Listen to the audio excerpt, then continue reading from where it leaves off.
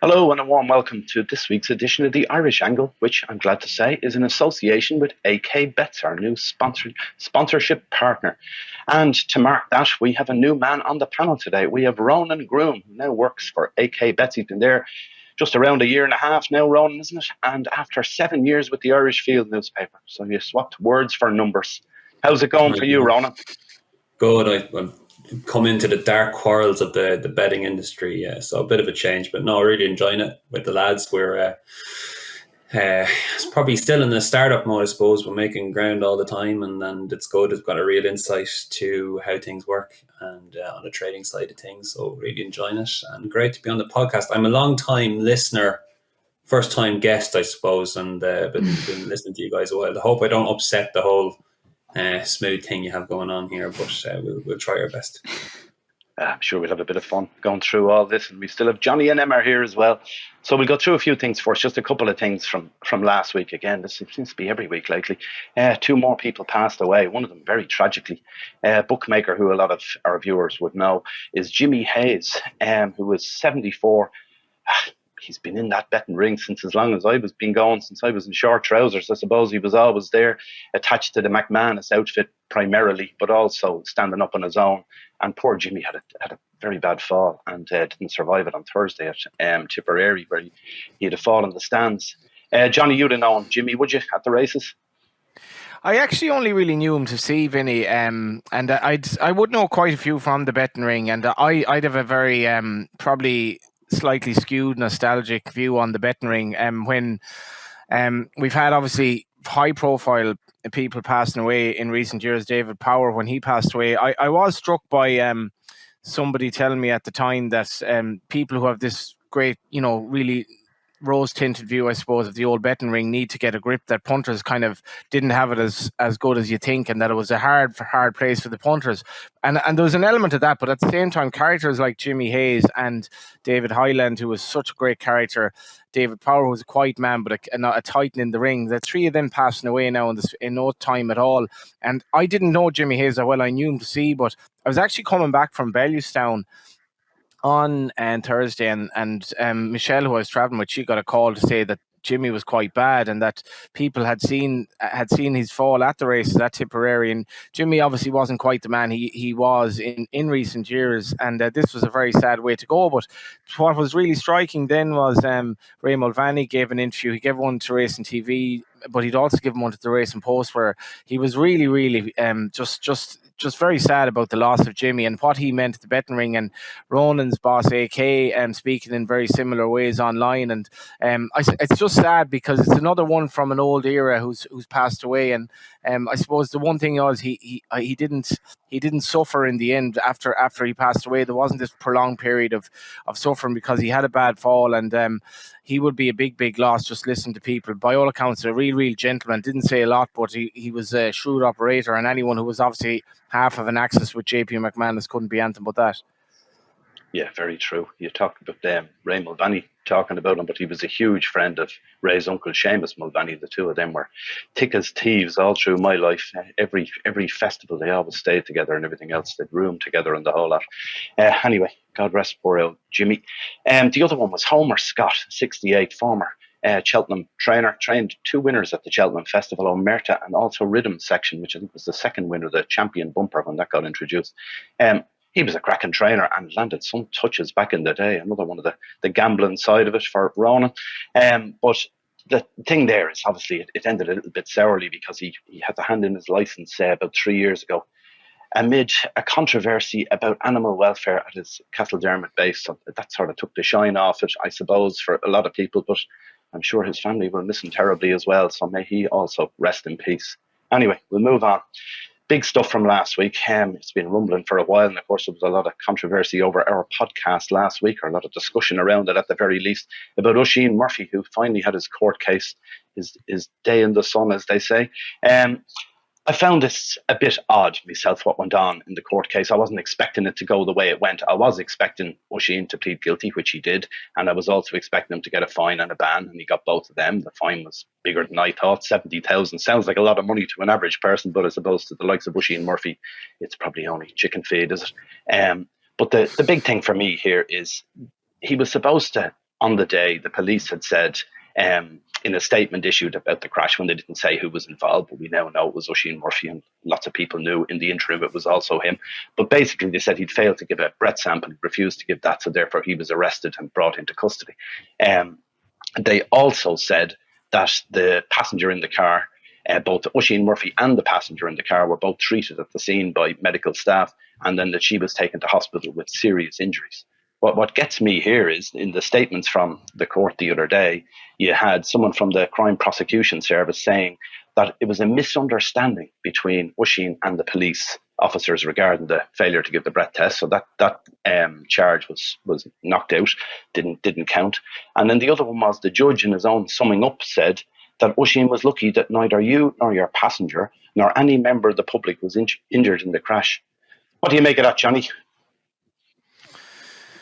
Yeah, I mean, I suppose we discussed this last week, and I don't have an awful lot more to add in relation to what we said last week. There was, as you say, Vinny, we had a lot of hits last week, a lot of commentary from people in Britain about, as if we were talking about something that, you know, the British media couldn't say anything because, you know, this was a case that was upcoming, when in fact, you know, the media could simply have asked Oisin Murphy, have you anything to say about reports on social media? Something as simple as that. Oisin Murphy has been given a pretty easy ride by the media for me over the last few years in relation to these misdemeanors. This was disgraceful behaviour, what he got up to, getting into a car way over the limit, crashing into a tree, basically. And so he has put his hands up. He said there are no excuses for what he did, as if that needed to be said, to be fair. He needs to confront his demons. As you say, Vinny, there were aspects of what the judge said that I find quite strange. As bad as it was, crashing and having a passenger in the car, that was very much embellished by the fact that obviously he didn't give a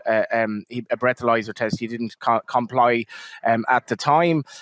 He's now gotten back to what he's best at, riding horses. But I'll reiterate this point again. I don't know Oisin Murphy, and again, it's easy for me to maybe talk about somebody I don't know. But you know, the stuff about the legal implications are a bit of a cop-out. I want to say as well, I was criticised by people responding to this show for stuff I said in relation to Redwood Queen. I found out I had a 4,000 word piece ready about Redwood Queen that I cannot get legally over the line. So I am aware of the legal ramifications of things. But for me, Oisin Murphy really needs to man up here and confront his demons, because he doesn't have a drink problem. He has a problem he's running away from by drinking, and this could have been devastating. Yeah. What do you make of this, Ronan? I presume in your business now, in the betting business, he's a big noise, isn't he? Wherever he rides, people are backing, because he rides so many winners too. Oh, he's absolutely hugely popular, Vincent. But to go back to my old vacation, I suppose, as a journalist, I dealt with Oisin for a big interview one time. I don't know if any of you guys have any dealings with him. And I just read the piece again to kind of get a flavour of what the story was. And it was just after he'd come back from his long ban at the time, and I was kind of, the theme of the piece was how nothing kind of changed for him, really. He came back to riding all the same horses, well, not the same horses, but riding for the same trainers he was before, and going on in the championship, riding in the big races, and nothing had really changed for him. He'd served his time, and I suppose at that point you're kind of thinking, hopefully that can be the line in the sand moment for him, but clearly isn't. And as you say, he has a lot to look up for. I think a lot of people look at this case, and if you've had anyone who's been affected by any sort of crash on the road and stuff like that, you're going to have very, very little sympathy for him. By all means, the faith in him from his relative people that are close to him seems to be bottomless. It means he seems to do Andrew Balding on with Lydia Hislop, pledging his support towards him, and it seems to be he has an unwilling amount of people willing to back him, I suppose. And you're just hoping, I suppose, that this is the line in the sand moment for Vincent and nothing happens again. But there's a lot to take out for when I was doing that piece with him, he was doing therapy at the time, and it was said he hadn't taken a drink in a good while, obviously, and had confronted those demons, but clearly not, obviously. And this is a very, very serious case as well. So we wait what happens with the BHA. I think he's dealing with them now. It'll be interesting to see how they view the case and how they action anything, if anything at all. But yeah, it's hugely unsatisfactory way, I think, of the way the whole thing has gone down, and especially his his I guess his ability, or I don't know how he does it, to be able to ride on, and when people know this thing is going on about him, as you said, I think on the podcast last week, Vincent, you had heard that morning that something had happened and something very serious, and he's willing to kick on with Royal Ascot. And it was the same when he was coming out of his breaches for COVID-19 protocols and stuff, and the fact that he'd failed 2 breathalyzers. He was deep in a championship title race with William Buick at the time, more than willing to just get on with it and ride every day, and he seems to be able to do that. 2 different types of personas. But as I said, hopefully this is the line in the sand moment, and he can sort himself out going forward. Yeah. The other thing here is a lot of people, particularly I noticed on Facebook, on our Facebook page, the amount of people who were saying about our podcast last week that we shouldn't be talking about this at all. That's nothing to do with horse racing. Stick to the racing and everything else. What do you make of this, Emma? Surely, to God, anything to do with a person in general who's in that sort of spotlight within the industry, it has to spread beyond just what they do on the racetrack.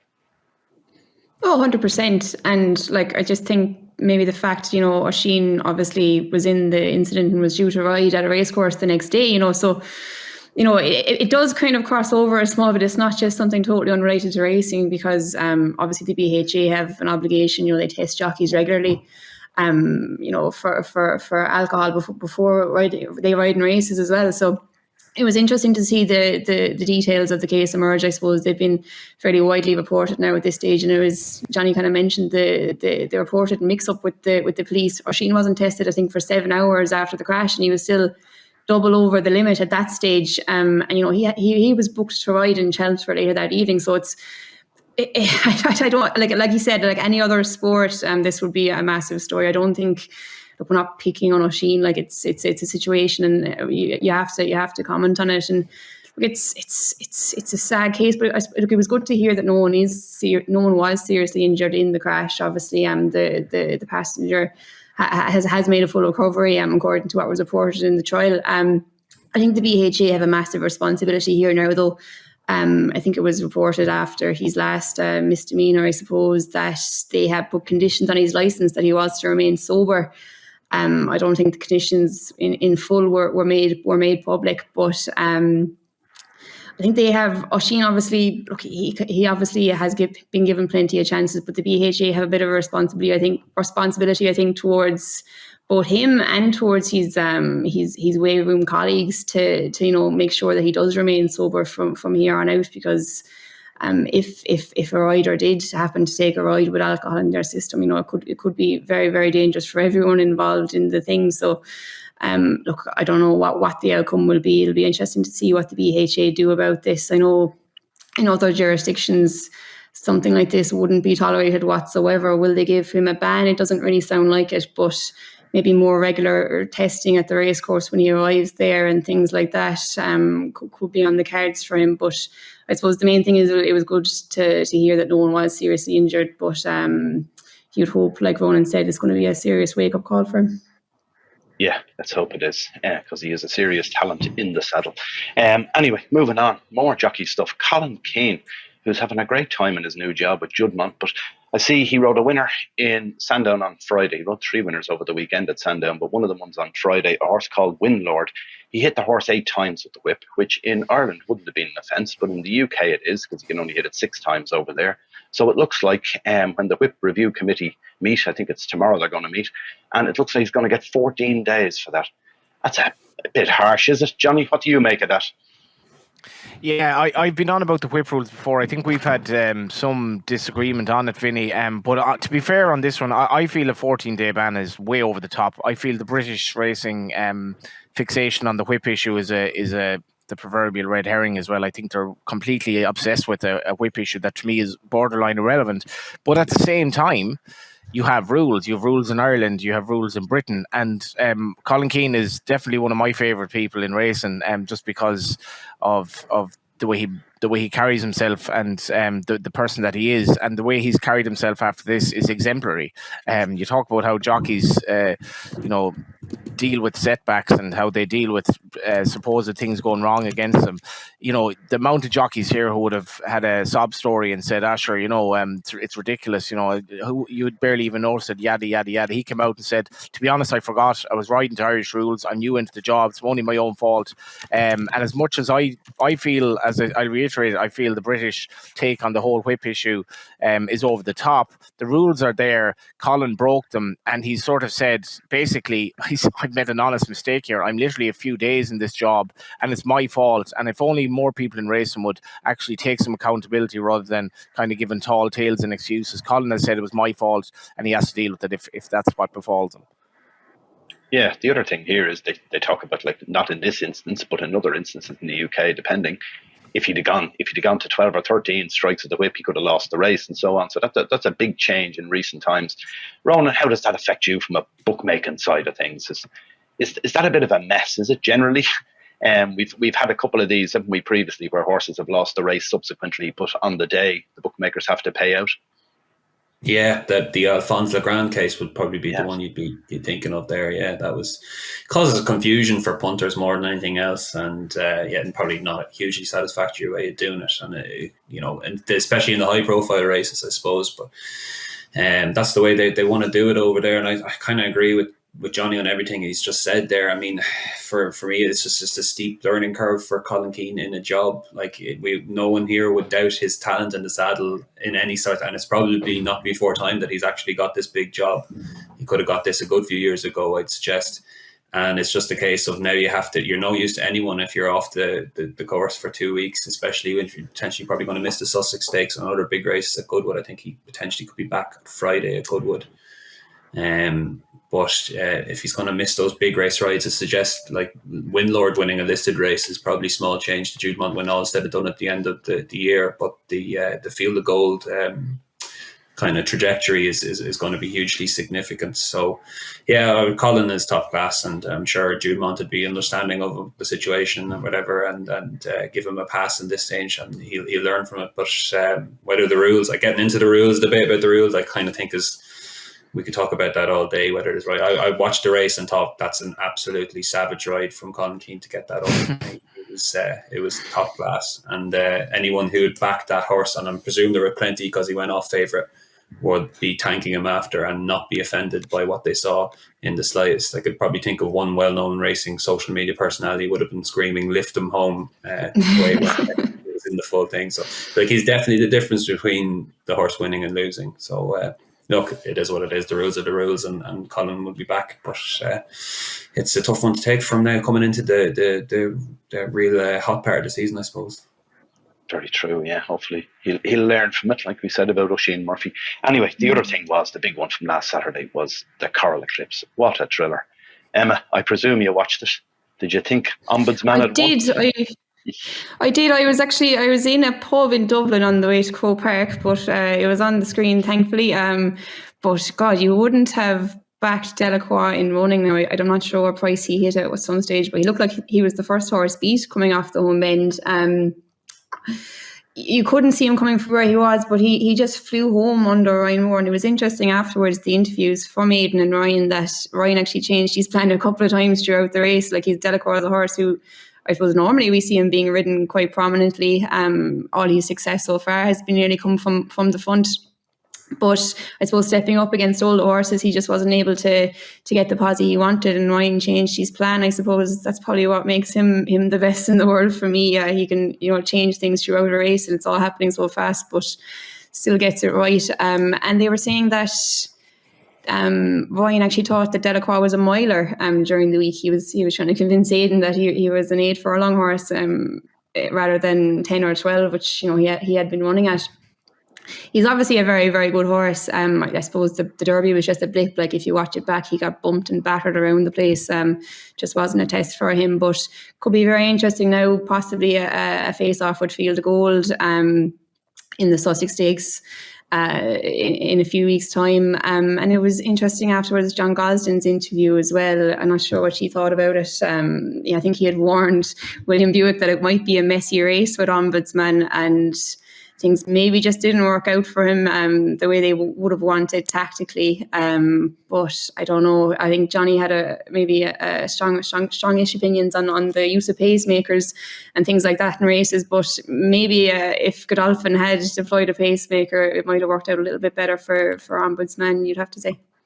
Well, I was would it have just made a saying, difference, Vinny, Johnny? I was just saying on the radio on Friday when we were previewing this race. I actually did tip Delacroix, but I didn't expect him to do this at all. I was like Aidan. I thought, I was looking at the race. There's not much pace on here, and this looks like a potential problem for Godolphin. When you've a race where I absolutely love mile and 2 races. I think they're just the perfect intermediate trip. Like the whole mile and a half division for me just hasn't done it much this season. But when you bring milers into the equation, a mile and a half horses into that mile and 2 trip, older horses against the classic generation, and then you add in the fact that it's a small field, and one of the leading fancies in the race is going to find trouble. And the favourite in the race, I was against Ombudsman, who I did actually just think that where's the pace going, because he's probably flattered by Royal Ascot. He will win this race if there's a good pace on, because he's the best horse in the race. But there's a potential problem here, and it was just a fantastic race to watch. Like the way that Delacroix.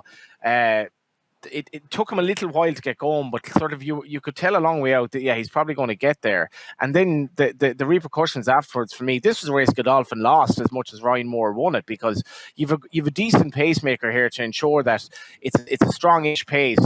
For me, Ombudsman wins. And I thought that was a failure on Godolphin's part, but I love these big Saturdays flat action when you have these brilliant races, and it was absolutely compelling to watch.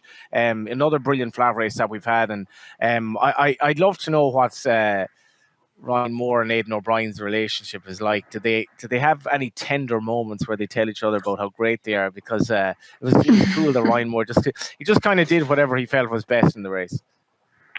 Yeah, I didn't think Delacroix had that turn of foot myself from what I'd seen of him in Leopardstown and those 2 Derby trials. But just on the other side of this, Ronan, that race had a perfect makeup for a bet at the weekend. There were lots of reasons you could back different form lines coming in and everything else, and all the different class horses in it.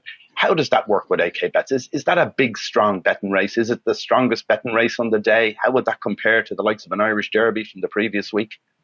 Oh, easily, yeah. That particular race was interesting for all the different angles to it. I suppose you had Ombudsman, kind of an overnight success, I suppose, at Ascot, but hugely impressive. And then you had the Delacroix trying to come back from the Derby, the French kind of angle there with Sosi, and obviously the Camille Pizarro as well. I was just going to add as well, I wonder what Aidan O'Brien was thinking kind of 2 furlongs out when Christoph didn't really get the memo not to let Ryan out and gave him a good outcome.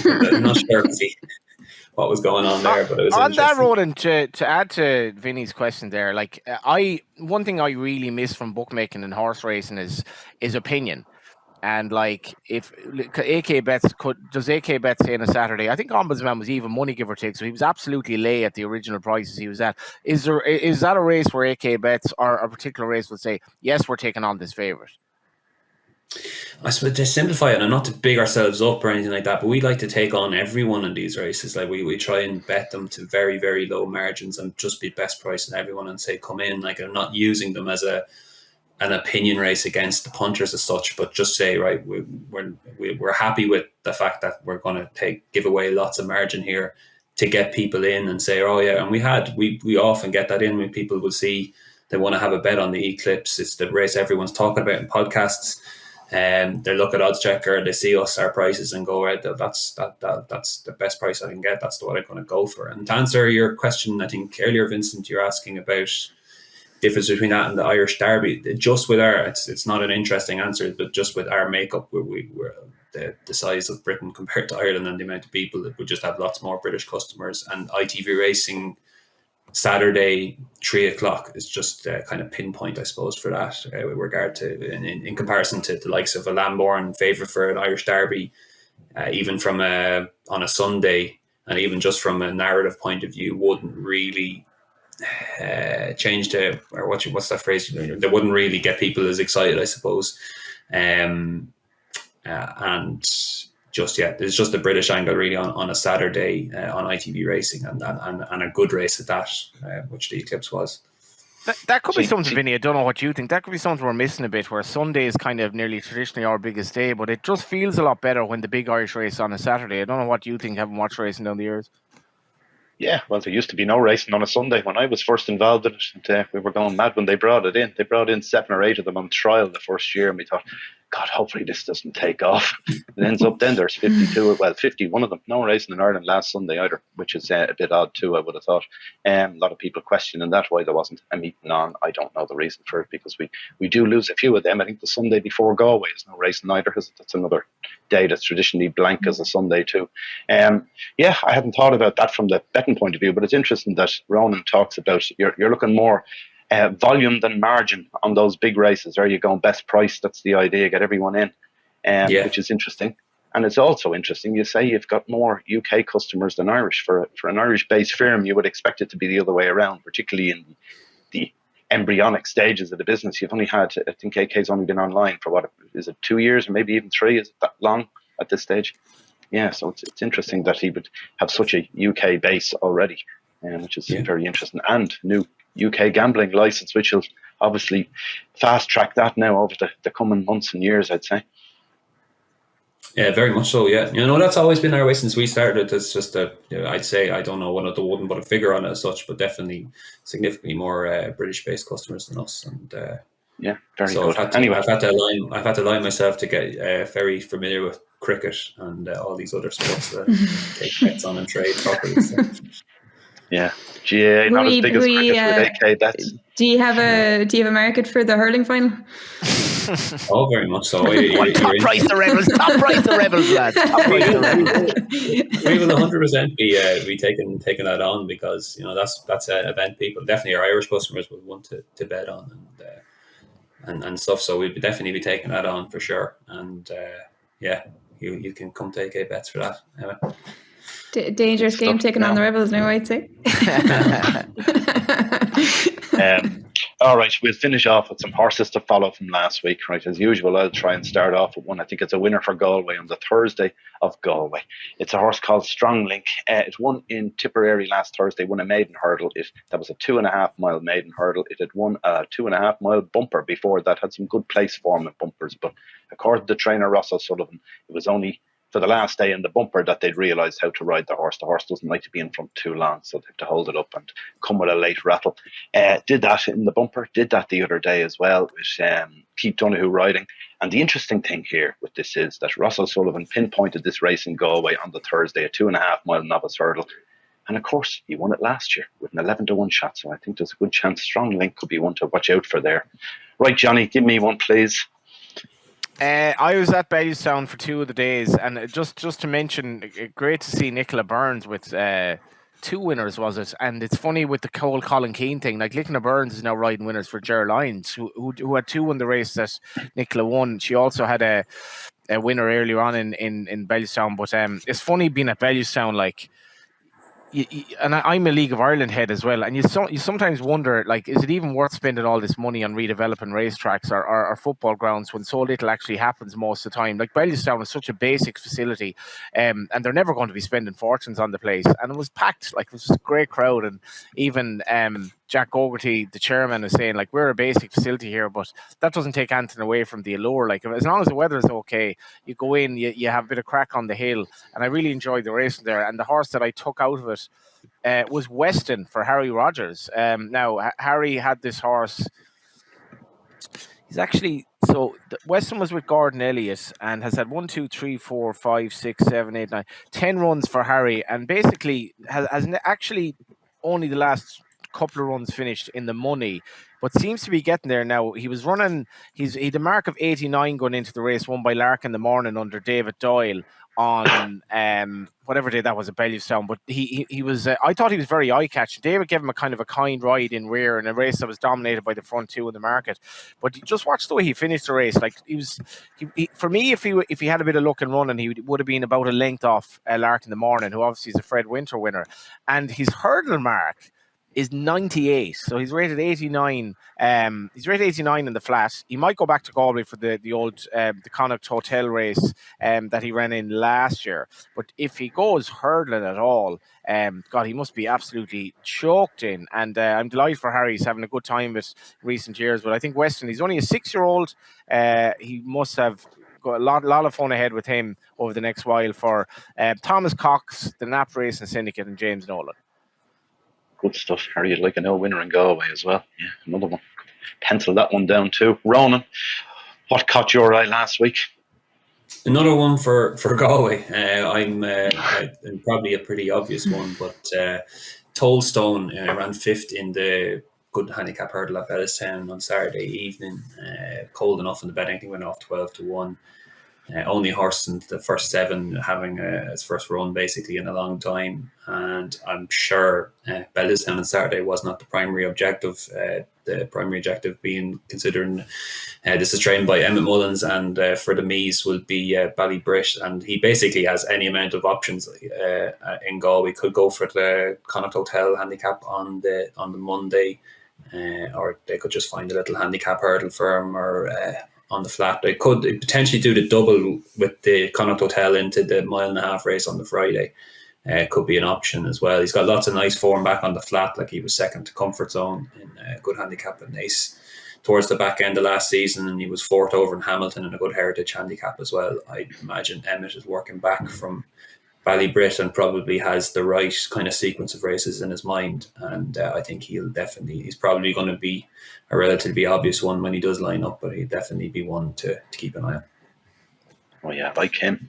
Any of those me horses, God, they spend all year waiting to get there, don't they? To go away for the local track. Emma, what is the one you've picked out? I'm going to stay away from Galway. I actually have one who's entered in Leopardstown on Thursday evening. Love Billy Boy, a horse with a really progressive profile there for Gerard O'Leary. Bought out of Richard Hannon's, I think, for just over 30 grand last October. And since he's joined Gerard, to be fair, he's a horse who looks massively on the up. I think second first time out over 6 furlongs, and went on to win at Nace over 6, won at Leopardstown over 7. And was really, really eye-catching on his last run at the Curragh on Derby weekend, running over the mile for the first time since moving to Ireland. Didn't have the clearest of runs, was settled out the back by Dylan Brown, and decided to come in to make his challenge. And I think just watch the finish back. He ran into an awful lot of trouble and flew home in the end. Stepping up an extra furlong to the 9 furlongs on Thursday, if he is declared tomorrow, will be interesting. Up £3 for the last run, but definitely looks like a horse who's got a really progressive profile, and maybe that step up and trip might bring out a little bit more improvement in him. If a horse can win over 6 furlongs, 7 furlongs, and 9 furlongs, in the space of a few months, it'll be a good training achievement by Gerard O'Leary. But looks a horse who looks plenty capable to win again off his mark, I think. Good stuff. When you mentioned his name, Love Billy Boy, I thought it was something from Paddy Toomey's. Because of Billy Lee, but there you are. Anyway, look guys, thanks for all the horses, and if anyone is having a bet, do gamble responsibly and make sure your bet's with AK Bets, of course. That's obvious, isn't it? And we'll be back again next week, so please do like and subscribe if you're watching this on YouTube, and have a great week, and we'll be back again for more of the same. Thanks for watching. Bye for now.